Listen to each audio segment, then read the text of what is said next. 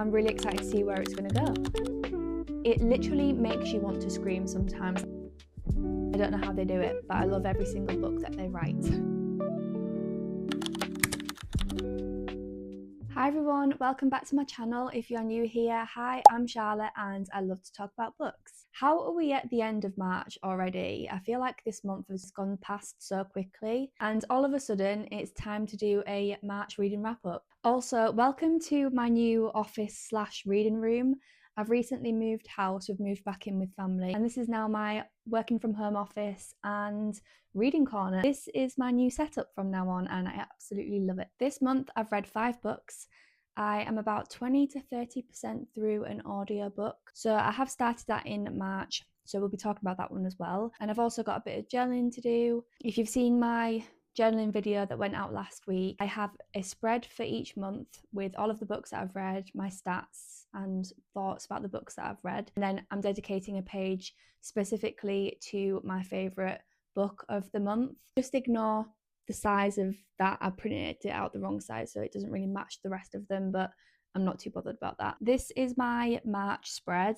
There's all my stats at the bottom. These are all the books that I've read. I've literally just finished The Song of Achilles first thing this morning. Yeah, we'll get on to my thoughts about that because that book is incredible and I cried. I sobbed. And then I'm going to talk about it here in my own time tonight. And then together what we're going to do is we're going to make a spread for Song of Achilles. So I need to create the aesthetic collage on Canva. I'm going to bring you along with me. I'm going to show you how I put a spread together. I'm going to show you how I put a collage together on Canva.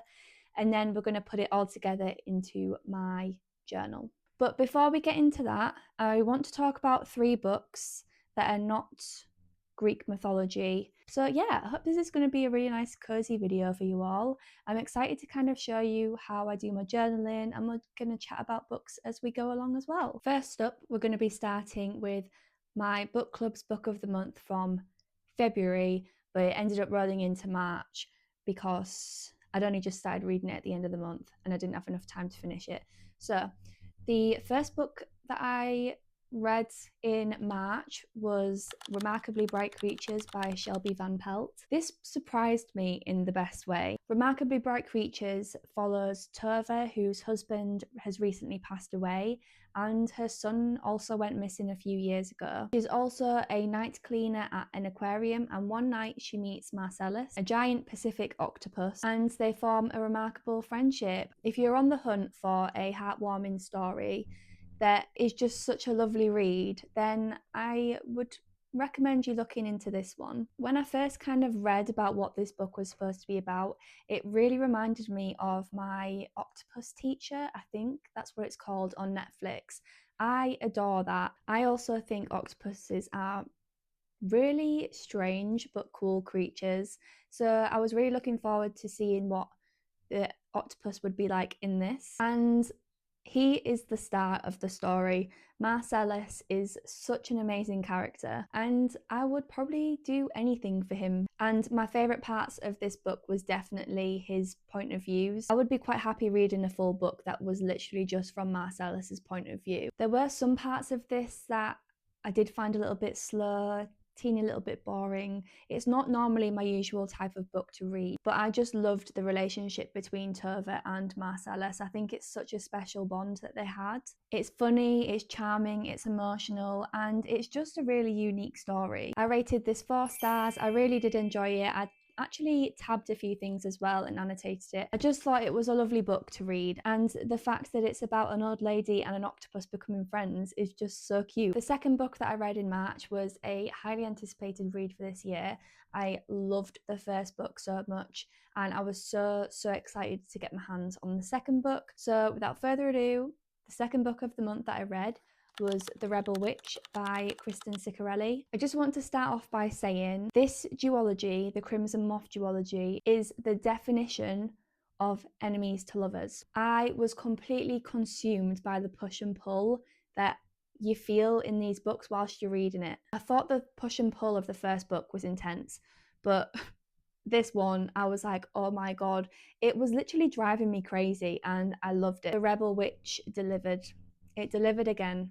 It really did. It was fast-paced, entertaining, completely addictive, and that's one of the main reasons why I love this duology and these books so much in the way that Kristen writes. No other books do portrayal like this. No other books do plotting like this. The chemistry, the love and hate, the yearning intention, it literally makes you want to scream sometimes. Like, there were times in this where I would get to a point and I'd be like, oh my God. And because of the trust issues that they both go through, you can see it from each other's points of view. I think one of the main things that I really do love about this is the emotional battles that they go through. I rated this 4.5 stars. I feel like the ending was a little bit rushed, and there was also something about this that kind of got left when I think we needed a bit more on it. Those are not major things for me, so that's why I've kind of put all of those into a half star. Overall, I just love this duology so much, and I am kind of really upset that it's over. I kind of just got to the end of the book and I was like, this can't be it, this can't be it, but I just love it. I love the witchy vibes, the witch and witch hunter. For now, I think this was a really nice end to the duology, and I'm gonna miss them. The third book that I read this month is by an author that I am yet to read one of their books and not enjoy. I don't know how they do it, but I love every single book that they write. The third fantasy book before I get into my Greek mythology reads of the month was Daughter of No Worlds by Carissa Broadbent. I also just want to say that I am so frustrated with myself that I didn't get the other two books in the indie versions before they stopped selling on Amazon. When I was getting to the end of this book, I went onto Amazon to order 2 books that I needed, and I got on and my heart sank at the realization that I'd literally just missed out on it. So we're not going to talk about that anymore. I'm really hoping that I love the new covers, which I probably think I will, but I just love these ones so much. Like, did they need to redo them? I don't know. I love these, and I know a lot of people that do love it anyway. I digress. We're not talking about the covers right now. As I said, I am yet to read a book that Carissa Broadbent writes that I don't like. I thought this was so special. I did start reading it in December, I think, last year. Yes, I started reading it at the start of December, but I was in the worst reading slump.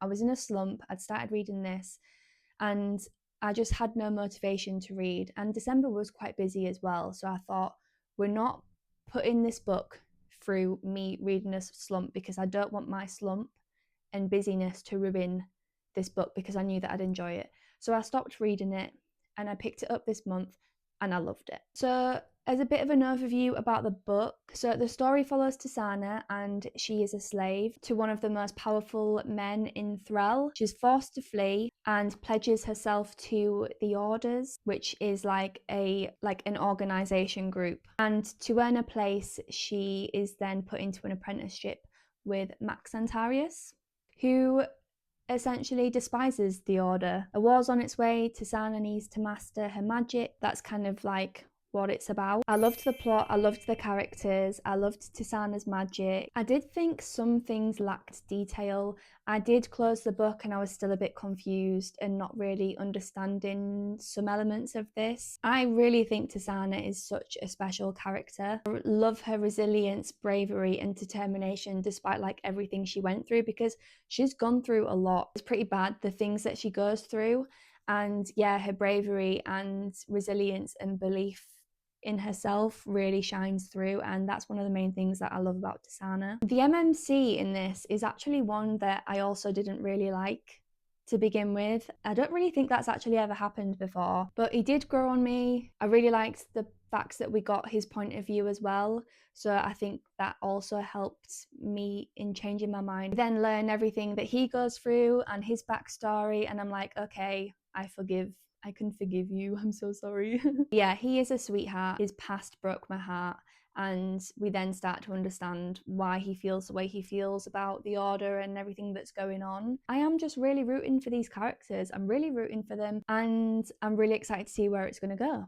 So yeah, really enjoyed this. Okay, so we are now on to my Greek mythology reads of March. This month was the month I rediscovered my interest in Greek mythology. I just really wish that I'd rediscovered it sooner, because I'm just obsessed. I love reading fantasy, but I was just really wanting something that I can completely sink my teeth into, and I think one of the main reasons why I love Greek mythology is because there's so much to it. I just find it really interesting, and I'm just really happy that I've got into it now. So after doing some research, Stephen Fry's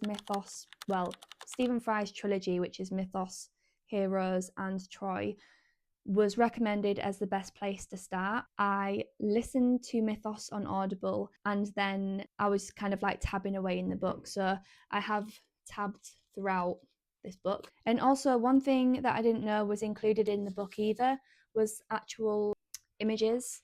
So we've got images of like all the gods, the titans, a lovely image of Kronos there eating one of his children. It's really nice. This book is amazing. As a beginner going into Greek mythology, I didn't want to start reading any of the retellings because I just thought, what's the point when I don't really have much of a background or knowledge on them all? This was a really, really good place to start. I'm really happy that I listened to the audiobook because Stephen Fry himself narrates all of the audiobooks, and I could just listen to him for hours. I did, but he's like David Attenborough, where you could just listen to him for hours. He's an incredible storyteller and narrator, and when it came to the end of the book, I was just like, no, it can't be over yet. So I downloaded Heroes straight away, and I'm currently listening to that at the moment. So Mythos covers the first order of divine beings, which is like chaos, and then Gaia is born, Uranus is born. So Gaia is Mother Earth, Uranus is the sky, and that's when time began. And then Uranus and Gaia have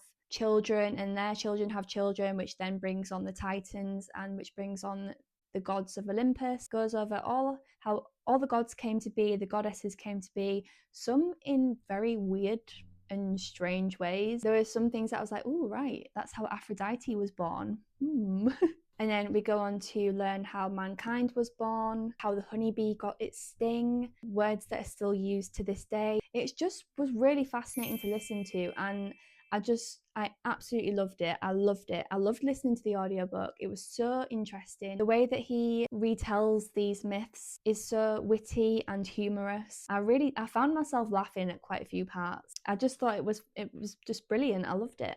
And it's a straight 5 stars. I thoroughly enjoyed this. It was amazing. 5 stars. I'm also listening to Stephen Fry's Heroes, but I am about 20% of the way through, so I haven't listened to a lot of it. And the first story in that book is Perseus and Medusa. So that's where I'm at with it so far. Heroes will be included in my April wrap up. Now we're going to be doing a little bit of journaling. I have just finished reading the Song of Achilles, and I really want to make a spread for that in my journal. I need to make a collage, an aesthetic collage on Canva. So we're going to do that together, and then we're going to print it out and we're going to get it into my journal. So we're going to do a journal spread together. So it's going to be nice and cozy, and let's do some journaling, and then after we're going to talk about the book, my rating, and all of my thoughts on it.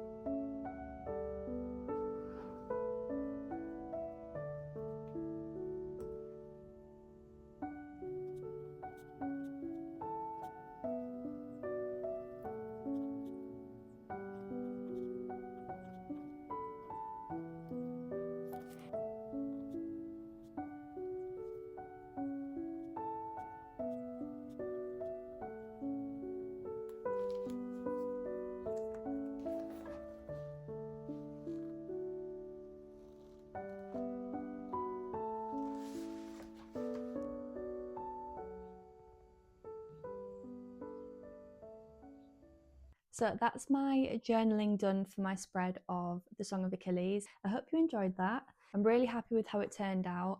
I think it's just the vibes of the book, and yeah, I just love making these spreads. It's so much fun, and it's just a really good excuse to be a bit creative for a bit. I've left a bit of space to kind of write my own thoughts into it later on, because I don't want to end up showing what I've written in case it includes like spoilers and stuff, because at the end of the day, this book is kind of like for me, really. So I will write my own little review into it and stuff like that after this video. Also, I'm trying to hide in this like bit, this little shadow of the window. I do have curtains, but I don't want to pull them across because it'll just make the room look really dark. So excuse me squinting and trying to stay in this little shadow. But now that I've done my spread for the Song of Achilles, this will be the last book, full book, that I read in March, and I loved it so much. I didn't know too much about it other than the fact that it was heartbreaking, but I didn't expect it to rip out my heart as much as it has. I feel so emotional thinking about them. So the story is, I believe, a retelling of the Iliad. So it follows Achilles, who is destined to become one of the greatest warriors of his generation. And even before, Obi's just jumped up to come and say hi. He's been sleeping on my reading chair all afternoon. Now he's like, Mum, can you pay me some attention? I'm in the middle of doing a review, so you're going to have to go on my knee for a minute. Yes, you just go there. There we go, but please don't purr because you're really loud. So Achilles is destined to be one of the greatest warriors of his generation and before, but when Helen of Sparta is kidnapped, Achilles is then sent to the war in Troy to ultimately fulfill his destiny and the prophecy, and his friend Patroclus goes along with him, despite what inevitability lies ahead for them. So yeah, this is just heartbreaking in so many ways. It follows two young boys from a very young age. It covers loss, it covers grief, it covers friendship, it covers war, the horrific and quite brutal side of war as well. It's a story about an inseparable bond and inevitable heartbreak. I found myself when I was reading this really hoping for an alternative ending, even though that I knew there wouldn't be one. I was still in denial, hoping that there was an alternative ending. And yeah, the way Madeline brings these characters to life and these events to life was beautiful. I found her writing style instantly captivating. It was simple yet so rich and descriptive. I found it really poetic as well, and I ultimately just found myself completely transported into this book. One thing that I also didn't realise is the fact that this was going to be in the perspective of Patroclus.